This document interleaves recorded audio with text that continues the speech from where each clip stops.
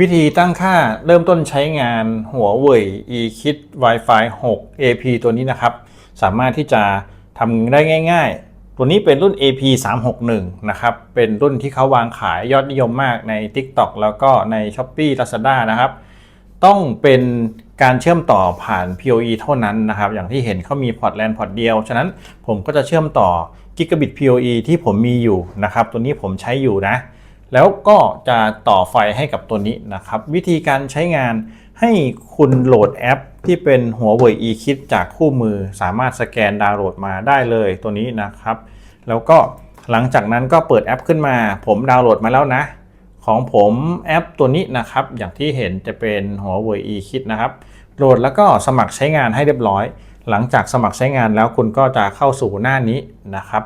จะเห็นเป็นคู่มือวิธีการใช้งานหลายๆอย่างนะครับก็จะมีคู่มือให้คุณศึกษาให้คุณดูนะครับ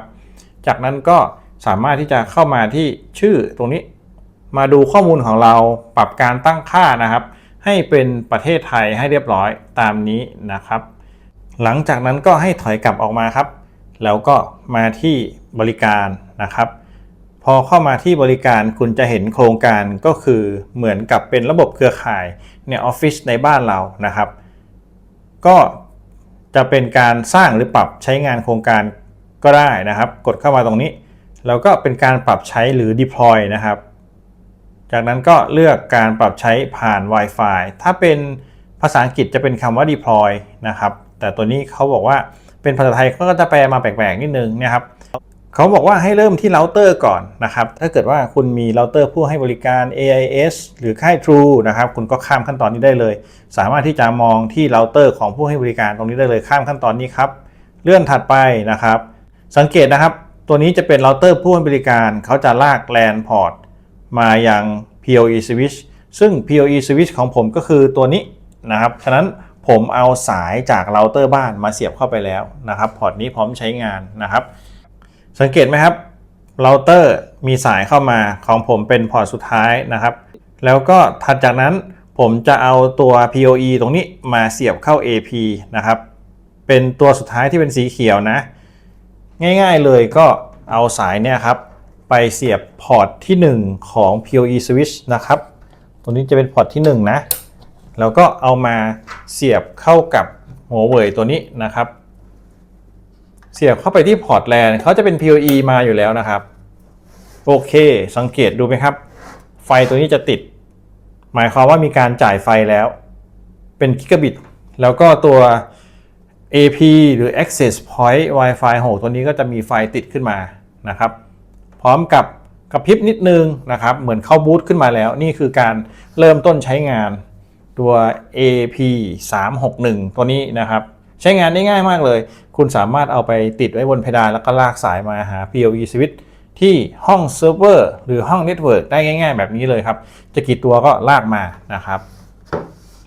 ถัดมาถ้ามีการเชื่อมต่อหลายๆเราเตอร์เขาบอกว่าพ่วงเราเตอร์ก็ต้องพ่วงแบบนี้แต่ของผมเนี่ยไม่ต้องพ่วงนะครับก็ถือว่าใช้งานแบบนี้ได้เลยถัดมาก็เป็นสเต็ปของการ power on ทุกอย่างเขาก็บอกว่า power on แต่จริงๆผม power on แล้วแหละไฟเข้าแล้วเรียบร้อยนะครับก็ดันเสร็จแล้วนะครับถัดมาให้คุณเชื่อมต่อ Wi-Fi AP ที่ตัว AP ตัวนี้ปล่อยออกมานะครับ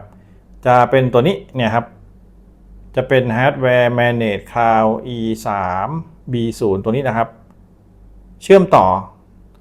จนเขาขึ้นเป็นเครื่องหมายถูกนะโอเคเนี่ยครับคล้ายๆกับเชื่อมต่อกล้อง IP เลยนะจากนั้นก็กลับมาที่แอป eKit เขาก็พยายามเชื่อมต่อแบบนี้เลยครับง่ายมากนะครับแล้วก็กด next เป็นการบริหารจัดการผ่านมือถือเรานั่นเองนะครับเขาบอกว่า Project Scenario จะเลือกไหมนะครับเลือกบอกว่าเป็นอยู่ที่ไหนอยู่ที่ออฟฟิศอะไรประมาณนี้หรือว่าจะกดใส่ชื่อเองก็ได้นะครับผมใส่เป็น Enterprise Office อย่างนี้ก็ได้นะครับโอเคนะครับเซฟนะครับ Project Name อื่นๆเป็น Default ไว้ก็ได้ Login Password ก็ใส่เป็นอะไรก็ได้นะครับ Login ก็ใส่เป็น Password ที่คุณถนัดนะครับ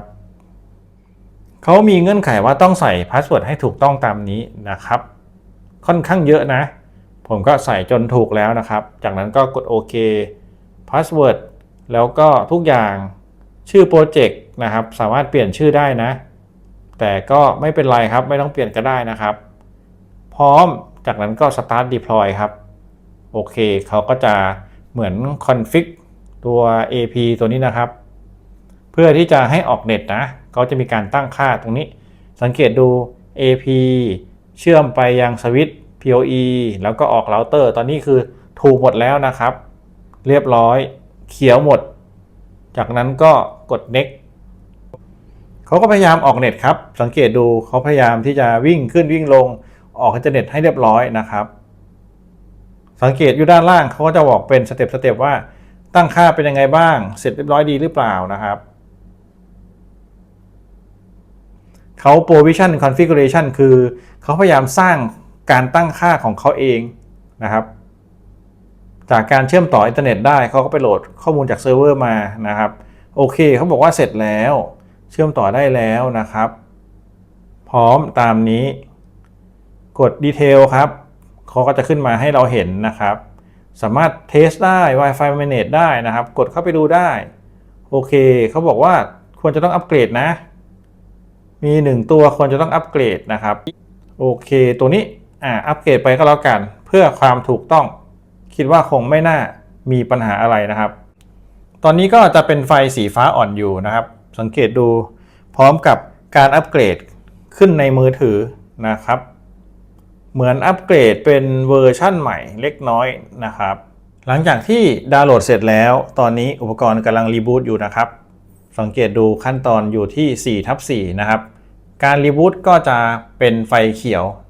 เราก็จะรอจนกว่าจะเป็นไฟสีฟ้าเหมือนเดิมนะครับหลังจากผ่านไปประมาณ10นาทีนะครับการอัปเกรดก็เสร็จสมบูรณ์แล้วนะครับอัปเกรดเป็นเวอร์ชันล่าสุดจะเป็นเวอร์ชัน10ตรงนี้นะครับถือว่าเรียบร้อยดี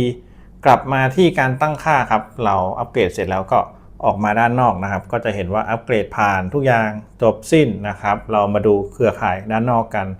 หลังจากที่ผมเพิ่มอุปกรณ์มาแล้วนะผมก็จะเห็นเป็นตัวนี้อุปกรณ์ที่เป็น AP361 ตัวนี้นะครับสามารถที่จะกดเข้าไปดูการตั้งค่าดูค่าอื่นๆได้นะครับดู CPU ดู Memory แล้วก็ตั้งค่าในส่วนของข้อมูลอื่นๆนะครับจะมีส่วนที่เราตั้งค่าได้ Manual Optimization ตรงนี้เราสามารถตั้งค่าส่วนที่เป็น Wi-Fi ปิดเปิดใช้งานได้นะครับ Bandwidth Auto ปล่อยให้เป็น Auto ไปเลยนะครับแล้วก็ในส่วนของ Power แล้วก็อื่นๆนะครับก็ตามนี้หลังจากที่คุณปรับเสร็จคุณก็กด Confirm ครับเท่านี้เองส่วนถัดมาก็เรามาดูด้านนอกกันครับมาดูที่หน้า Home นะครับคุณจะเห็นว่าตอนนี้มี AP ก็คือตัว AP361 เชื่อมต่อกับอินเทอร์เน็ตอยู่นะครับกับเราเตอร์บ้านนะเราสามารถที่จะเข้ามาตั้งค่าต่างๆได้นะครับตรงนี้จะมีความสามารถในการตั้งค่าขึ้นมาเป็นเมนูให้คุณสามารถกดที่ Manage ด้านหลังตรงนี้ก็ได้นะครับก็จะเห็นเป็น Wi-Fi ขึ้นต่างๆอยู่ตรงนี้สามารถที่จะกดเข้ามาดูข้างในเปลี่ยนชื่อได้นะครับเป็น Encrypt เวอร์ชั่นไหนสามารถเปลี่ยนได้นะครับดูเหมือนว่าเขาจะมี2ชื่อแต่ละชื่อก็มีคลื่นผสมนะครับผมต้องการแยกคลื่นผมก็จะอาศัยการเปลี่ยนนะครับคุณสามารถเปลี่ยนแบบผมก็ได้หรือจะใช้แบบนี้เลยก็ได้นะครับผมชอบใช้เป็นหัวเว่ย AP361 นะครับแล้วก็ 5G ผมชอบแยกชื่อแบบนี้ดีกว่ากรณีที่เราจะเชื่อมต่อก็ไม่ต้องออโต้นะครับแล้วตรงนี้ก็เข้ามาเพื่อที่จะมายกเลิกคลื่น 2.4 ออกไปนะครับก็จะเหลือแค่นี้เป็น 5G-1 5G/6G เท่านั้นเองตัวนี้ก็จะเป็นคลื่น 5G นะครับไม่ต้องซ่อนนะครับ AP Group ยังไม่ต้องเซฟครับโอเค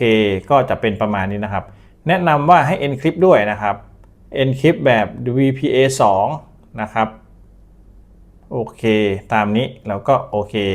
จากนั้นใส่รหัสตามชอบเลยครับเนื่องจากว่าเขามีสีแดงเขาบอกว่า not compatible นะครับเราอาจจะต้องเปลี่ยนตัวนี้ด้วยเปลี่ยนไปเป็นตัวที่2นะครับโอเคแล้วก็โอเคครับได้แล้ว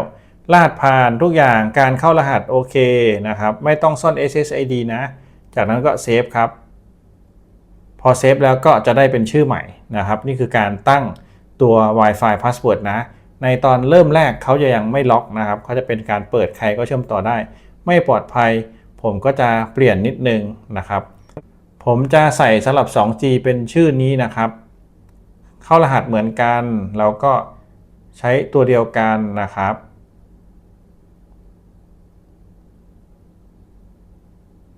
โอเค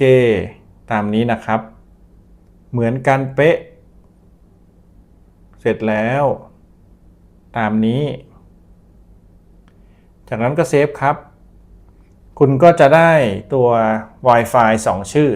Huawei AP361 2G แล้วก็ 5G นะครับรหัสในการเชื่อมต่อเหมือนกันตัวนี้ก็ถือว่าโอเคแล้วปลอดภัยแล้วนะครับคุณสามารถเข้ามาตั้งค่าได้เรื่อยๆนะหลายๆอย่าง AP setting อะไรพวกนี้อันนี้ก็ปิดไปครับ IPv6 ก็ไม่ได้ใช้ครับ IP เวอร์ชัน6ปิดไปนะครับกดดูเรื่อยๆแต่จะตั้งค่าหรือไม่ก็ขึ้นอยู่กับว่าคุณจะเป็นต้องใช้หรือเปล่านะครับสามารถที่จะกดมาดูการตั้งค่าต่างๆนะครับดูตามเมนูนี้ก็ได้นะครับ Wi-Fi Manage ก็จะเข้ามาอันนี้ในการ Optimize Auto Flow Control อะไรพวกนี้ก็กดดูได้ครับตัวนี้เขาก็จะเช็ค Network นะครับเครือข่ายว่าโอเคหรือเปล่าแล้วก็ Roaming ไม่ได้ใช้ Flow Control ไม่ได้ใช้ครับอย่างตัวเนี้ยจะไม่มีอยู่แล้วนะครับกดเข้ามาที่ Acceptance Wi-Fi Health Check ก็จะมีการตรวจสุขภาพนะครับลองกดดูก็ได้ตอนนี้สัญญาณแรงนะครับอยู่ใกล้ๆกันทุกอย่างโอเคครับปิงก็จะปิงต่ำนะครับถือว่าโอเคแน่นอนนะครับอินเทอร์เน็ตสปีดเว็บเพจคอนเน็ก Security ต่างๆนะครับก็ปล่อยให้เขาเช็คจนเสร็จก็ถือว่าอยู่ที่คะแนน100นะครับทุกอย่างโอเคผ่านหมดนะครับ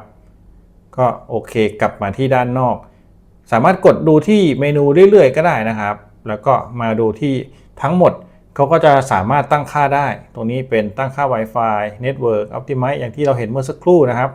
แล้วก็ส่วนของ Wi-Fi Mesh อะไรพวกนี้ก็สามารถทำได้ AP Indicator ไฟส่องสว่างที่บริเวณไฟสีฟ้าตรงนี้ก็ปิดได้นะครับ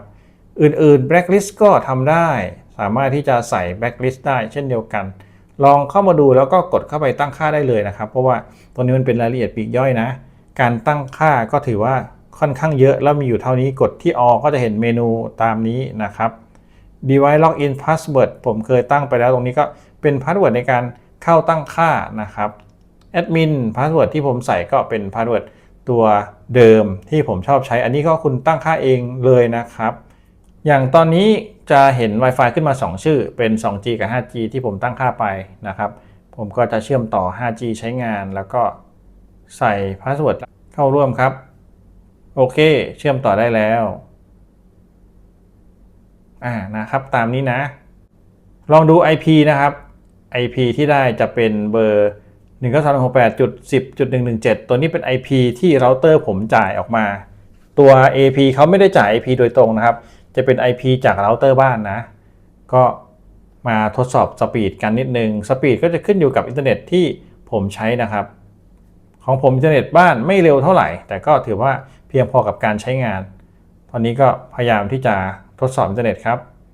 นี่นะครับขึ้นไปเท่านี้ตอนนี้คืออินเทอร์เน็ตผมไม่แรงเท่าไหร่นะครับ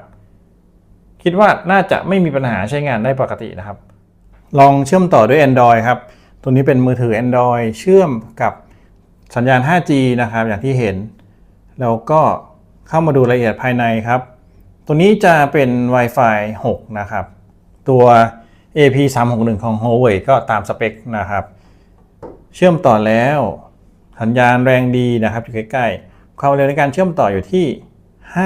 573 เมกะบิต per sec นะครับ IP ก็ตามนี้เราเตอร์บ้านอยู่ที่ IP 192.10.1 นะครับหลังจากที่ผมทดสอบทั้งที่บ้านแล้วก็ที่คอนโดนะครับสามารถใช้งานได้ง่ายและราบรื่นด้วยการส่ง Data ค่อนข้างเสถียรนะครับผมทดสอบให้ชมก็ทั้งในเรื่องความแรงสัญญาณแล้วก็ความเสถียรของการส่งข้อมูลโยนข้อมูลก็ถือว่าเยี่ยมครับอย่างที่โชว์ไปนะครับท่านใดที่กำลังมองหา AP ที่ติดตั้งบนเพดานแล้วก็ควบคุมมอนิเตอร์ง่ายๆผ่านมือถือ